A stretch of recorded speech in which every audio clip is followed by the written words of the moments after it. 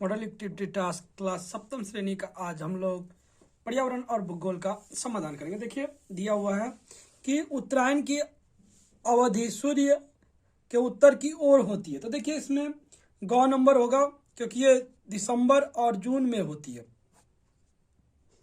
उसके बाद देखिए मानचित्र में निकट दूरी वाले समदाब रेखा दर्शाई जाती है। तो वो देखिए उच्च वायुदाब पे दर्शाई जाती है। टोक्यो याकोहामा उद्योग क्षेत्र के विकास के लिए सबसे अनुकूल कारक में से एक है।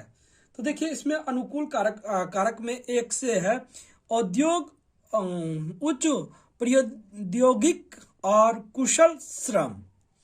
तो उसके बाद देखिए भूपटल के मुड़ने से बने पर्वत का उदाहरण। भूपटल के मुड़ने से जो पर्वत बना है वो कहीं ना कहीं हिमालय पर्वत बना है। उसका देखिए सही युग्म चुनिए। तो यहाँ पे सही युग्म चुनने के लिए है। तो यहाँ पे देखिए नदी का ऊपरी और प्रमुख अपर्दन, ये ख नंबर होगा। उसका देखिए गौ नंबर में 6 नंबर में है कि अफ्रीका के मध्य भाग से पूर्व से पश्चिम की ओर जाने वाली काल्पनिक रेखा है। तो वो देखिए काल्पनिक रेखा जो है वो है कहीं ना कहीं घ, तो भूमध्य सागरीय रेखा। उसका देखिए विश्व का छत किसे कहा जाता है? देखिए विश्व का छत जो है पामीर को पठार का कहा जाता है। उसका देखिए 8वां नंबर है किसी नदी के ऊपर मार्ग में आई आकार की घाटी बनने का एक मुख्य कारण है। ये क्या कारण है? इसमें देखिए सबसे मुख्य कारण जो है वो कहीं ना कहीं ऊर्ध्वाधर कटाव की उच्च दर है। तो ग नंबर में आप लोग लगा दीजिएगा। उसके बाद देखिए 9 नंबर की स्थापत्य के उद्देश्य से उपयोग की जाने वाली रूपांतरित चट्टान है। देखिए स्थापत्य के लिए रूपांतरित संगमरमर चट्टान है, संगमरमर को लगा देगा। उसके बाद देखिए है खाली स्थान को पूर्ति करें, रिक्त स्थान को भरे।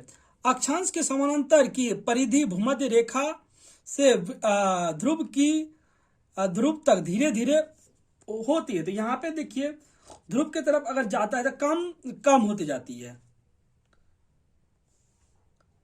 कम से कम। उसका देखिए है कि वायुदाब डैश हवा में जल वाष्प की कमी के साथ वृद्धि होता है, वारिका दधस्निक वृद्धि। उसके बाद देखिए एशिया की उत्तर बहने वाली नदी का एक उदाहरण है। उत्तर लेना नदी लिख दीजिएगा, लेना हो जाएगा। उसका देखिए सत्य असत्य कथन है। तो सबसे पहले देखिए लिखा हुआ है कि छोटा नागपुर पठार एक विच्छांद पठार का उदाहरण है। तो ये सही है। देखिए ठंडा और शुष्क जलवायु में मिट्टी के निर्माण के लिए लंबी अवधि की आवश्यकता होती है, ये भी सही है। जुलाई में उत्तरी अफ्रीका में गर्मी का अनुभव होता है जबकि दक्षिणी अफ्रीका में सर्दी का अनुभव होता है, ये भी सही है। उसके बाद देखिए कॉलम को मिलाना है। तो देखिए कॉलम को एक में है, 1 को 3 से मिला दीजिए और उसके बाद 2 को 1 से मिला दीजिए और 3 को 2 से मिला दीजिए, ये हो गया। उसके बाद देखिए निम्नलिखित प्रश्नों के संक्षिप्त में उत्तर देना है। तो देखिए है किस तिथि को ग्रीष्म संक्रांति कहा जाता है और क्यों? किस तिथि को कहा जाता है और क्यों कहा जाता है? देखिए 21 जून को पृथ्वी का अपनी कक्ष में एक ऐसा स्थान पर आ जाता है जहां सूर्य की किरणें उत्तरी गोलार्ध में कर्क रेखा के लंबवत पड़ती है।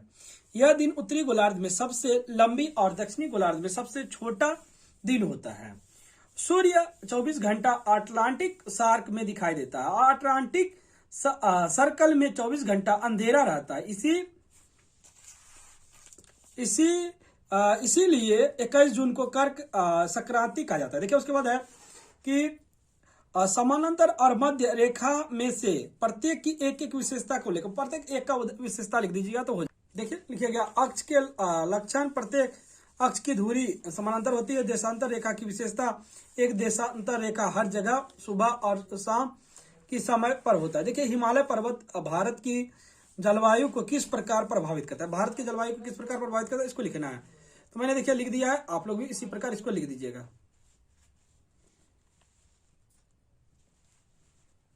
उसके बाद देखिए ढलान और भूमि की ऊंचाई के आधार पर पठार और मैदान के बीच अंतर। पठार और मैदान के बीच अंतर है, देखिए ऐसे लिख दीजिएगा।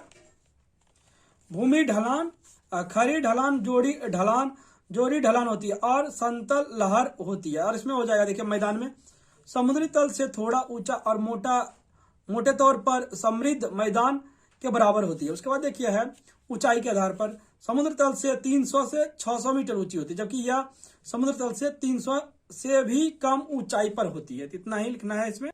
देखिए 6 का 1 नंबर है, व्याख्या करें कि ध्रुव और भूमध्य रेखा में हवा के तापमान में भिन्नता उन क्षेत्रों के वायु दाब को कैसे नियंत्रित करते हैं। वायु दाब को नियंत्रित कैसे करते हैं, इसके बारे में लिखना है। देखिए मैंने लिख दिया है, इसी प्रकार आप लोग भी इसको लिख दीजिएगा।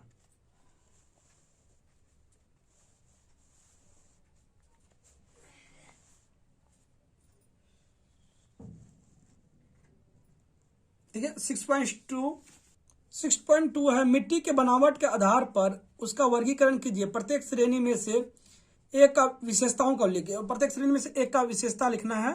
देखिए इस प्रकार लिख दीजिएगा। मिट्टी के आकार के आधार पर मिट्टी को 3 भागों में बांटा जा सकता है, जैसे रेतीली मिट्टी, चिकनी मिट्टी, दोमट मिट्टी। रेतीली मिट्टी के दाने मोटे होते हैं और दाने के बीच की खाई चौड़ी होती है। मिट्टी या मिट्टी के दाने महीन होते हैं और दानों के बीच का अंतर कम होता है, इसलिए जल धारण क्षमता अधिक होती है। दोमट मिट्टी में रेत और मिट्टी समान रूप से मौजूद होता है और ये मिट्टी फसल उगाने के लिए अच्छी मानी जाती है। उसके बाद देखिए 6.3 देखिए है कि नील नदी पर आसवान बंद क्यों बनाया गया। आसवान बंद क्यों बनाया गया, इसके बारे में लिखना है। देखिए मैंने लिख दिया है, इस प्रकार लिख दीजिएगा आप लोग। देखिए यहां से लिखिएगा कि मिस्र वासियों ने नील नदी पर बांध बनाया है। आसवान नदी का निर्माण नीलाओं पर बाढ़ नियंत्रण और कृषि भूमि की सिंचाई के 2 मुख्य उद्देश्य के लिए किया गया। नील नदी पर इस आसवान बंध के निर्माण का उपयोग नील नदी के अतिरिक्त पानी को बहाने के लिए किया जा सकता है। नील नदी बेसिन में बाढ़ नियंत्रण को नियंत्रित किया जा सकता है और इस बनाए रखे पानी का उपयोग बाद में कृषि के लिए किया जा सकता है। नील नदी पर बना यह हाई एशिया बांध दुनिया का सबसे बड़ा बांध है। तो उसके बाद देखिए 7.1 देखिए चर्चा करें कि एशिया की भूमध्य और गर्म रेगिस्तान जलवायु प्राकृतिक वनस्पति की विशेषताओं को कैसे प्रभावित करते हैं, इसके बारे में लिखना है। देखिए मैंने लिख दिया है, इसी प्रकार आप लोग लिख दीजिएगा।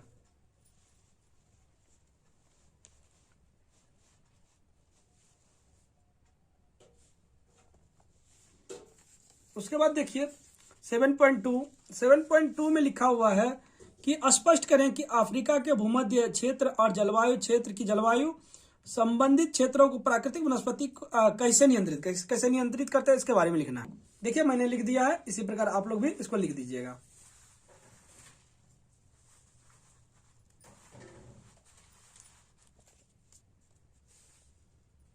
देखिए आखिरी क्वेश्चन है, विभिन्न मानव जनजाति गतिविधियों का नदियों पर नकारात्मक प्रभाव पड़ता है, इसका तर्क पुष्टि। किस प्रकार नकारात्मक पड़ता है उसके बारे में लिखना है। तो देखिए मैंने लिख दिया है कि नदी का मानव जीवन में इतना गहरा संबंध है, लेकिन कुछ मानव गतिविधि ने नदियों का सामान्य लय को बिगाड़ दिया। कृषि प्रणाली का विस्तार, औद्योगिक शहरीकरण आदि नदी को कई तरह से प्रभावित कर रहा है। बाढ़ नियंत्रण के लिए नदी के तट पर कृत्रिम तटबंधों के निर्माण के अस्थायी लाभ हुआ है, लेकिन अंत में इससे और भीषण बाढ़ आई है। इस बीच नदी धीरे धीरे कृषि भूमि से धुली हुई गद के भर रही है। दूसरी ओर सिंचाई का पानी उपलब्ध कराने के लिए नदी धीरे धीरे सूख रही है। शहरी औद्योगिक अपशिष्ट जल नदी में स्वतंत्र रूप से बह रहा है और नदी का पानी तेजी से जहरीला होता जा रहा है। इस प्रकार हम लोग का 7वीं श्रेणी का पर्यावरण और भूगोल समाधान हुआ।